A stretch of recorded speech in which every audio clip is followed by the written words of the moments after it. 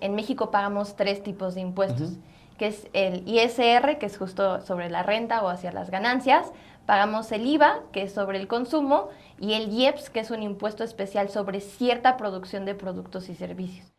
Y las personas morales tienen una tasa fija del 30%. O sea, no importa lo que ganes, vas a tener que caerle con el 30%. 30%, sobre las ganancias. Siempre. Sobre las ganancias, exacto. Es un impuesto directo. La diferencia, yo creo, es que la gente está contenta de pagar impuestos porque ve a dónde se va su dinero, ¿no? Lo ven reflejado en los apoyos del gobierno, en, no sé, los permisos de maternidad, el desempleo, ¿no? Cuando necesitas un apoyo por este tipo de cosas. No es el libro común de contabilidad porque trae memes, trae referencias a la cultura pop, trae información como que súper amigable para entender todo el pago de impuestos.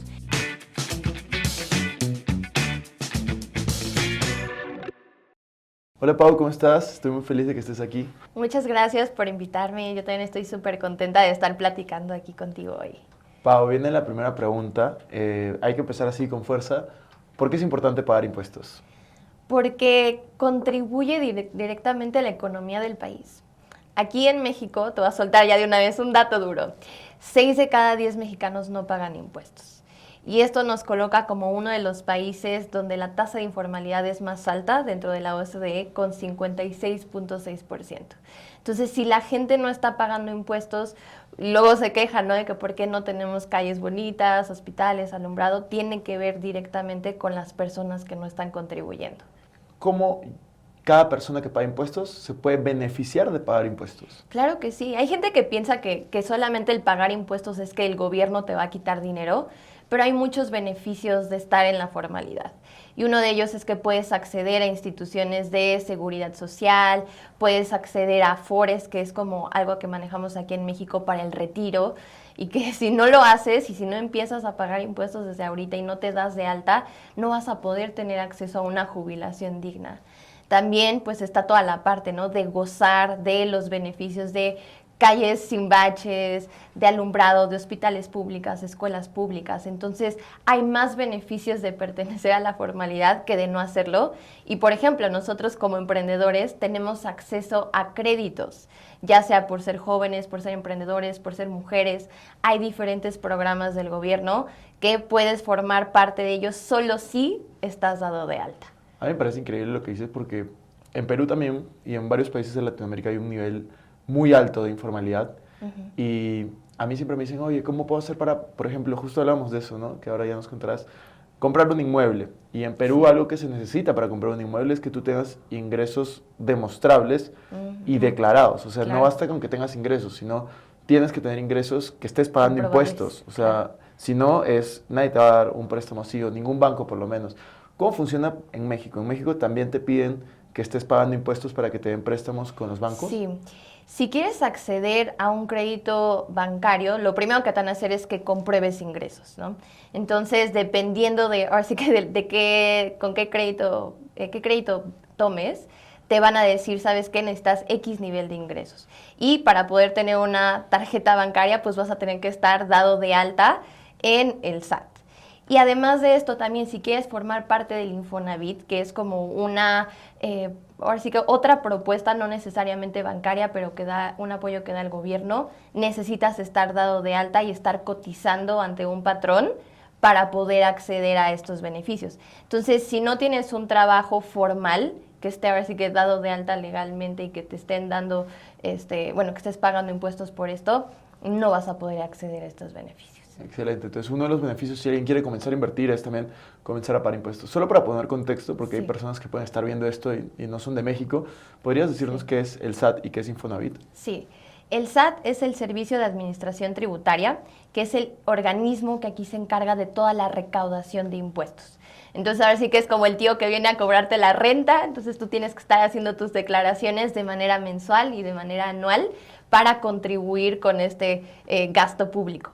Y en el caso del Infonavit es el Instituto Nacional de Acceso a la Vivienda para los Trabajadores.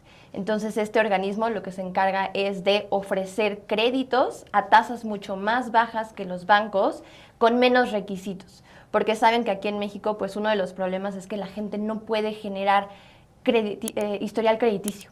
Entonces lo que hacen es decir, bueno, si a lo mejor tú tienes un mal historial crediticio, estás en buró de crédito y por eso no puedes acceder a un crédito de un banco, nosotros como gobierno te vamos a ayudar y te vamos a otorgar un crédito a plazos un poco más largos para que lo puedas ir pagando, ahora sí que a cómodas mensualidades, y la tasa se adapta a tu nivel de ingresos.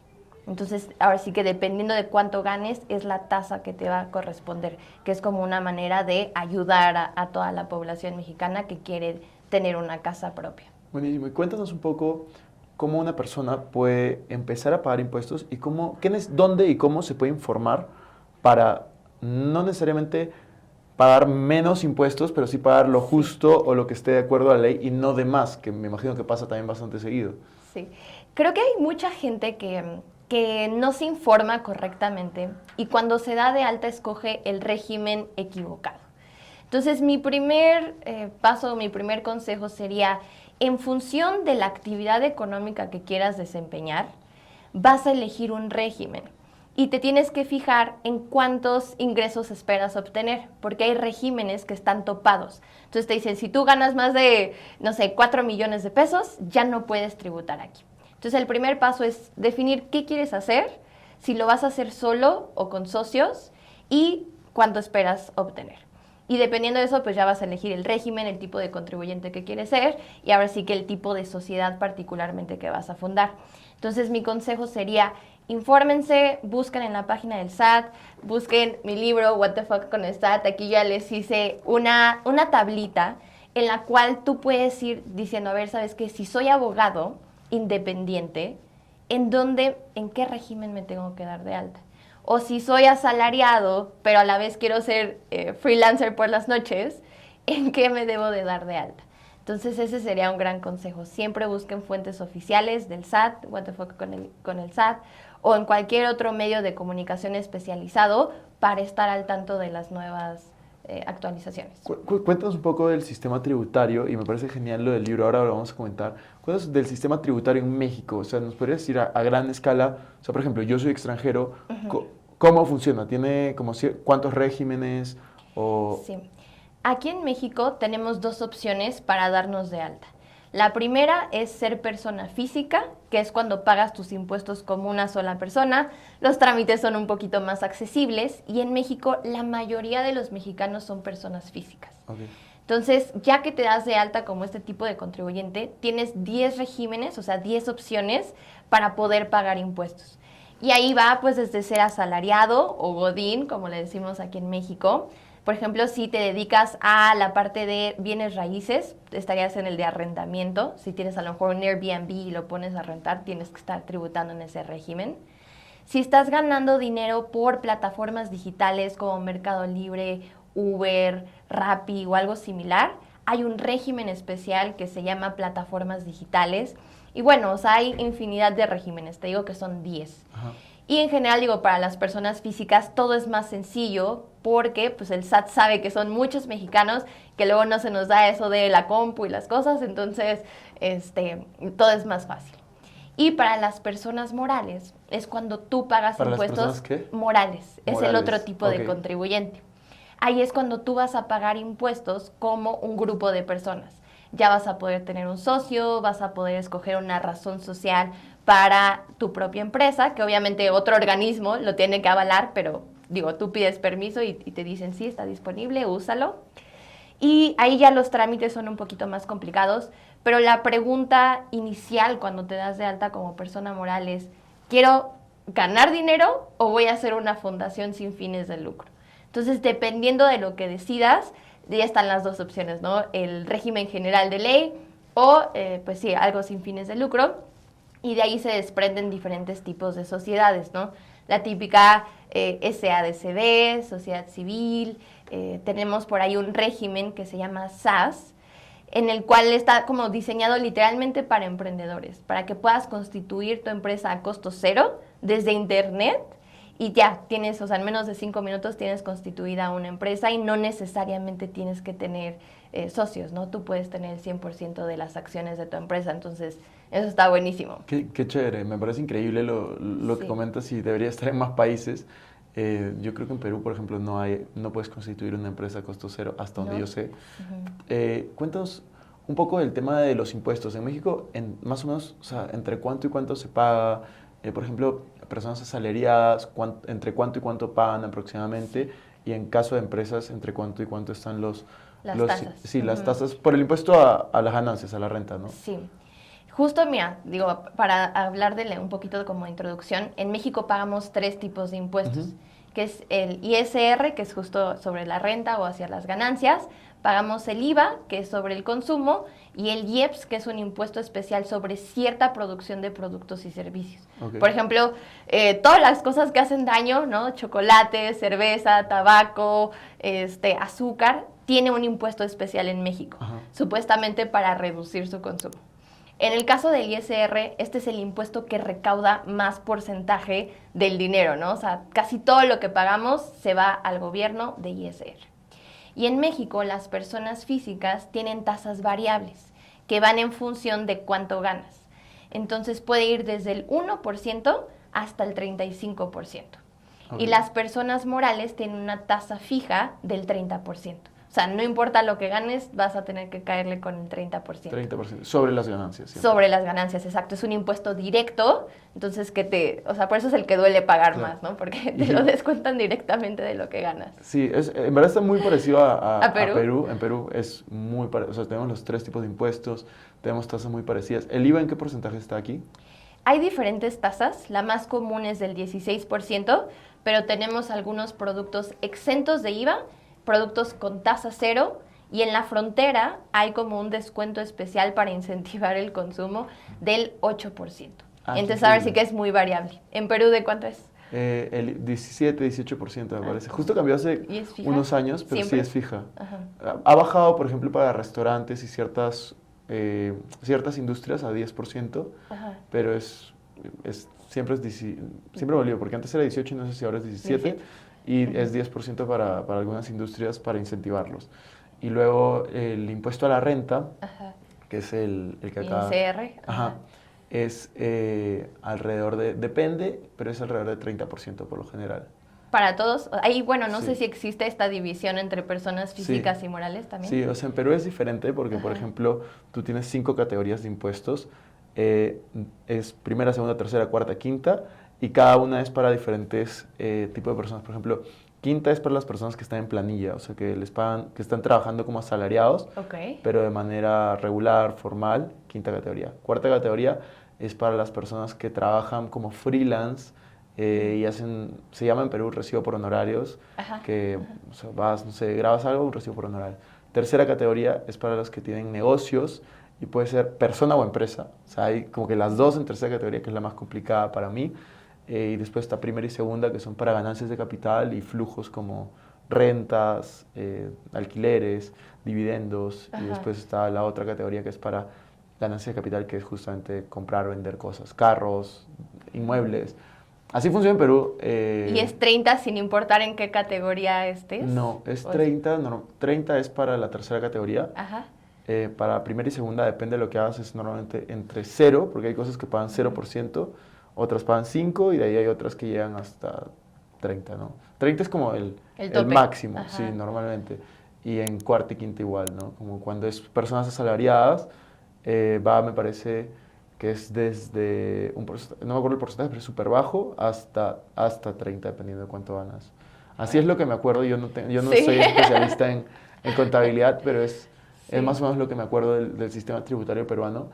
Y es súper interesante porque justo hablábamos antes de comenzar a grabar que tú has visitado Barcelona, países en Europa, y a mí me pasa que hay muchas personas que se quejan del sistema tributario en Perú, me imagino Ajá. que en México también, por eso hay tanta informalidad, pero lo comparas con un sistema tributario por ejemplo, España, donde pagas hasta el 51% y o sea, es como, Sí. ok, prefiero tributar en Latinoamérica. La diferencia, yo creo, es que la gente está contenta de pagar impuestos porque ve a dónde se va su dinero, ¿no? Lo ven reflejado en los apoyos del gobierno, en, no sé, los permisos de maternidad, el desempleo, ¿no? Cuando necesitas un apoyo por este tipo de cosas. Y siento que Latinoamérica todavía está un poquito más atrás en estos beneficios.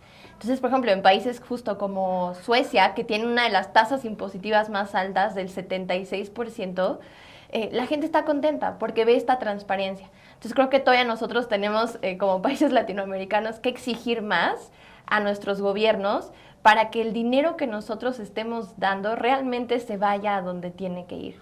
Totalmente. Sí. Y Pau, ya para ir cerrando, mi última pregunta sería, ¿cómo podemos hacer que las personas se informen más y comiencen a pagar sus impuestos de manera correcta? Creo que ahí es parte de, ahora sí que como una solución tripartita, ¿no? Por una parte tenemos a la escuela. En la escuela nos deben de fomentar estos temas, deben de haber materias de educación fiscal desde chiquitos para que entendamos estos conceptos clave. También en nuestra casa, nuestros papás de cierta forma tienen esta responsabilidad de hablarnos de temas tan importantes como son las finanzas y como es la educación fiscal, porque lo que pasa hoy en día es que salimos a la vida adulta, no sabemos qué hacer, es prueba y error y ya terminamos pagando más impuestos o de plano ni siquiera estamos pagando impuestos porque nunca entendimos la importancia de contribuir a ese gasto. Entonces, creo que esas son como las dos primeras cabezas y la otra es por ti. Tú tienes que tener ganas de aprender, de informarte, de interesarte por lo que está pasando en tu país. Entonces, no puedes echarle la culpa solo a un lado, ¿no? O sea, también recae la responsabilidad de nosotros. Y mi consejo siempre va a ser, infórmense, lean siempre de fuentes verificadas, ya sea del mismo SAT, de a lo mejor algún influencer, algún creador de contenido en temas justo de finanzas o temas fiscales, que les explique las cosas de una manera sencilla, que haga que a ustedes les guste, que hagan que le entiendan, para que tomen ese rol más activo en la educación financiera y fiscal del país. Bueno, Pau, y cuéntanos de tu libro, ¿qué podemos encontrar allí? Pues miren, les voy a platicar. What the Fuck con el SAT es un libro literalmente escrito para millennials, centennials, las nuevas generaciones. No es el libro común de contabilidad porque trae memes, trae referencias a la cultura pop, trae información como que súper amigable para entender todo el pago de impuestos.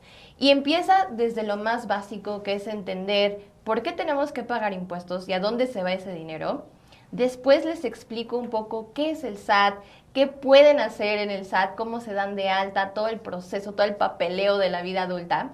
Y posteriormente les voy a explicar el paso a paso de cómo pagar impuestos, cómo se paga el ISR, cómo se paga el IVA, cómo se declara el IEPS, tanto para personas físicas como morales. También te voy a enseñar a hacer una factura, que a mí en su momento lo que hice fue hablarle a mi papá por teléfono y decirle, oye, ¿por dónde empiezo? Así que ustedes ya se van a tener que saltar ese paso y lo van a poder leer aquí el paso a paso, desde cómo hacer una factura y cómo cancelarla con los nuevos requisitos del CFDI 4.0. Y también vamos a llegar a la parte de en qué momento necesito contratar a un contador. ¿Lo puedo hacer solo o ya necesito ayuda de un experto? Para finalizar con la cosa que a todo el mundo le da miedo, que son las declaraciones anuales. Entonces es un libro súper completo. Esta nueva edición incluye un capítulo sobre cómo declarar las inversiones y entonces pues les va a hacer la vida mucho más fácil porque creo que en México todavía hay muchas dudas de cómo pagar estos ingresos que estamos obteniendo al momento de invertir. Así que cómprenlo ya, está disponible en formato físico, PDF y audiolibro en cualquier lugar. Genial, Pau, muchísimas gracias. Y ahí espero que puedan adquirir tu libro y de hecho yo también lo voy a leer por curiosidad, así que quiero aprender. Muchas gracias. Gracias a ti.